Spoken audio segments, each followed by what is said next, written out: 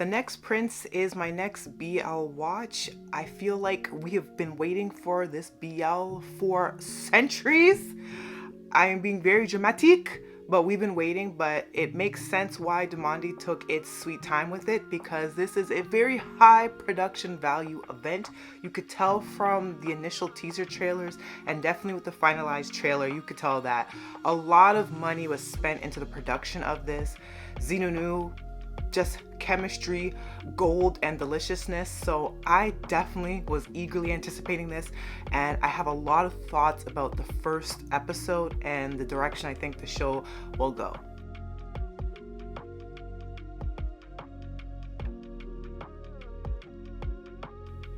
Hi, I'm Monique. I am the host of Off by Purple Art podcast, where I talk to you about K-dramas and C-dramas and BTS and so much more. That so much more does include BLs from time to time. This is a really big project, so I absolutely was excited beyond measure. This is like my fan fiction come to life. I love these type of stories so much, and I think because of my pure love for the Princess Diaries as well, and that's part of the reason why I'm so head over heels in love with Anne Hathaway. I think she's just a remarkable screen presence, but I don't want to get too sidetracked. Let me just say I love commoner turned to prince or princess stories. They're like my bread and butter. I think all my foundation and how I became a huge lover of romance stories involved some form of this storyline of someone turning into royalty who is very resistant but end up being an incredible monarch. I think it's just cliche in the best way humanly possible. I love it. First episode, I'm going to tell you right off the bat, just like how we suspected in the trailers, the show is a beautiful production. It just looks gorgeous, like the color saturation, everything about it looks very crisp and very sharp, and that in itself is a visual feast for me, so that I definitely enjoy. Another thing that really stuck out to me is that our main character that NuNew is playing, he plays someone that enjoys fencing, and even though I don't particularly have a huge interest in fencing in like a real life setting as far as a professional sport, I don't keep up with it, but any dramatized show that I've watched that has included fencing as a sport, it has always been so fascinating for me to watch. So all the sequencing and events in this show that dealt around him, training to be a fencer and him being in competitions, I really get a kick out of that. I think one of my favorite Korean dramas ever, 2521, which was absolutely earth-shatteringly heartbreaking, also centered around fencing as well, and I really enjoyed that dynamic. So all the action play, the rules of engagement, everything about the fencing world in a dramatized world fascinates me. So I know I'm going to enjoy that element a lot. I have no doubt that Zee and NuNew are going to bring the chemistry when it comes to it. It's far too early in the story right now, and right now the archetypes of their characters are very similar to what was played in Cutie Pie, and I'm pretty sure that's intentional because Demandi knows their audience. They know the audience very well, and they know that that's probably the selling point for getting people in. Zee and NuNew are like a massive power couple, and I know that presence of the Cutie Pie archetypes is going to be a huge selling point, but I don't really think they really gave much that stood out for me as far as Zee. I know with NuNew, he has the character that is a little bit bratty, but I understand this. The basic premise of the show is that Emily is this beautiful kingdom, and I believe it's comprised of 4 courts or 4 kingdoms within it, if I'm mistaken in that. My bad. But MLA, the kingdom itself, and I believe that a tragedy happened and majority of the royal family were ambushed, including NuNew's character, who I believe is referred to as Nin as a nickname in the show. But I believe his mother was ambushed and taken out, as well as many other relatives. And I think his father, the king of this kingdom, is basically the only remaining power, and his health is rapidly declining. And he lets it be known to Zee, who I believe is like one of the top in as far as their military structure in this royal kingdom. I believe like he comes across as someone that is in this leadership role, and he's known him from very young. And he essentially says, yeah, I want you to bring back my son home. Essentially, I'm getting tired, I'm getting sick, bring his ass back here. He uses this whole analogy of wanting an Earl Grey tea. So we as the audience find out that NuNew has been in England this entire time, and they took him out of this kingdom from when he was like 1 because of this tragedy, because of this ambush, and protecting him and the royal lineage. So he's been living his entire life separately, has no idea of his royal past, and he's been living with a man that has been protecting him, who has been posing as his father. And he's been led to believe that this is his father the entire time without knowing at all about his royal blood. So the king says to Zee, yeah, get his ass back here. You need to wrap this up. It's been cute for him over there, but playtime is over. He needs to accept his crown. We need to do the whole ceremony, and he needs to participate in some type of tournament that deals with the abdication of the throne, etc., etc. So Zee, in his very solemn and very stoic face and voice, says, yes, if you trust me with this task, I shall do it, I guess. And then he takes off from Thailand to England, and that's when the show really begins. So up until this point, I'm hooked already. There was a really nice fight scene that was beautiful. I mean, the choreography of the fight itself was a little bit slow, and they really relied on like the slow-mo of effects, but I was like, okay, still cute, whatever. And then we get over to England, and then you see NuNew in this role as this kind of bratty kid, but he has a lot of passion for fencing, and you see Zee kind of watching over him. And then they have their first encounter, and of course they don't get along well. One, because Zee is like following him like a stalker, and he senses this, and he's been sensing for a while that he's being watched and followed ominously. So he turns around, confronts him, and Zee gives him a dress down of his performance in a recent tournament that he was overseeing. And he's like, yeah, you're kind of twitchy in the shoulder there. You're kind of little all over the place. You're a little headstrong. You're not very good, and you could be better, and you're going to need to smarten up as a fencer if you really want to win championships. So, of course, NuNew, the character Nin in the show, is like, who the hell are you? And who are you to critique me on my fencing? But you could tell he kind of internalizes that feedback, goes back home, and then starts practicing, keeping in mind those pointers that he got. And that's when their kind of love story, but not really, begins there.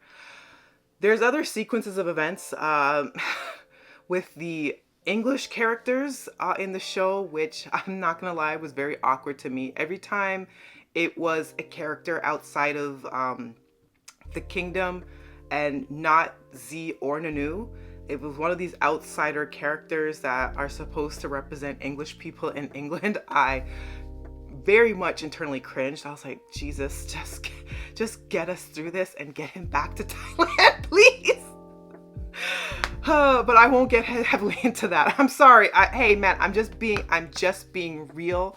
I have no problem with diversity within my shows in general. I hope it's not coming across that way, but I'm just saying that the acting from these actors that were supposed to represent like some of his English teammates and I guess some of his friends that he has encountered in his studies, they were is it rough? Is that mean? Or a little bit green around the edges? I don't know how to term this in the most diplomatic way, but I was really like, can we get past this stuff and get to the good stuff? I want to see the conflict, and I want to see the resistance of NuNew heading back to Thailand, because I know he's gonna be like, what the hell are y'all on? Like, what do you mean I'm a prince? Kind of a thing. So once we get past those scenes that were interesting, we finally get to the crux of the show. And this is where things start picking up a little bit. And towards the end of the episode, if I'm going into spoilers, my apologies in advance, but here's your warning. Zee and NuNew are together in their home because the man that's presenting as his father obviously has connection with the court. He obviously has learned through liaison that, Zee was coming. They're coming to collect the prince and to bring him back to Thailand. He doesn't know how to break this to this boy who he has felt like a son, basically watched him grow up, and now has to kind of resume back his position as someone that's part of the court, who clearly has training as a soldier and a background. And it's so interesting, like the instant shift in his character and how he presents. He even, once the truth is revealed to NuNew's character, he starts bowing towards him. And obviously this is where, the real drama and the angst begins. And Nin is like so confused. He's like, Dad, why are you bowing? What the hell's going on? What are you talking about? Were you telling me that I'm a prince?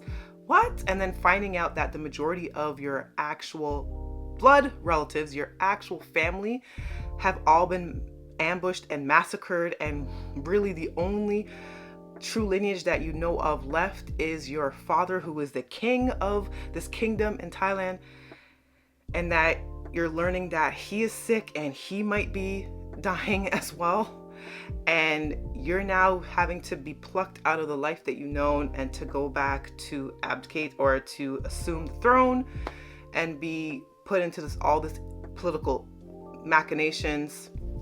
It's very overwhelming. It's very overwrought, and understandably, he's extremely emotional about this. And of course, at the last 5 minutes of the show, an ambush happens within his home, and a bunch of assassins or people that do not want to see him become the future king come into the home, and they start attacking Nin. They start attacking his father, and it's like a big, huge climactic fight. And then in the last frame, last shot of the episode, it looks like the father figure that he's known his entire life, who now he only has just learned that is not his father, might have been critically injured in this fight. And that's how we leave things with the first episode. So I'm obviously going to stick this out. I think this is going to be a very much slow burn, and I genuinely hope so. And I hope they kind of shed away from the archetype of the cutie pie structure, as enjoyable of a BL as that is. Don't get it twisted. I enjoyed it. Okay. But trying to fall away from that and tapping more into the vulnerabilities of the character of Nin and his, journey and path to becoming the prince, and definitely highlighting more of the fencing. I'm assuming from the trailer that I saw of the show that fencing will continue to be a theme in the show, especially because they had mentioned the competition that he has to train for in preparation for taking on the throne. That's going to be a big piece of it as well. So there is a lot of plot tendrils that are hanging that I'm looking forward to. But the first episode was okay. I liked it, but I want more. And that's how I'm going to leave it. So let me know your thoughts below. If you're watching the YouTube video format of this podcast, what did you think of the first episode of The Next Prince? Are you excited and anticipating the rest of the season like I am and think it's going to get really good? One thing I know for sure, Zee and NuNew, they can bring chemistry like no other. There's a reason why they are the top BL pairing right now. So I have no doubt once the romance actually starts kicking, we're all going to be squealing, kicking up our feet, and it's just going to be a great time.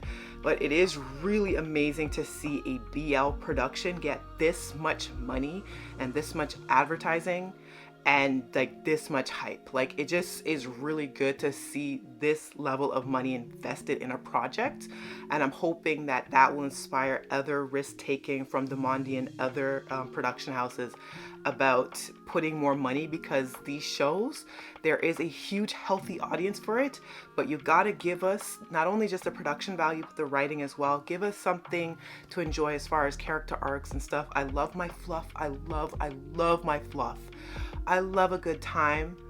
I'm not always hypercritical of everything, but I do want more, and I think this show has promise. If you're watching the video podcast of this via Spotify, the platform as well, please feel free to interact with it as well. If you're listening via Apple Podcasts, I appreciate you. Please interact with that platform as well. I'm really curious of what your thoughts are. Was the first episode everything that you expect it to be? Were you completely overwhelmed, and we're just like flabbergasted? Were you whelmed, underwhelmed? Just let me know your thoughts. Until the next one. Bye.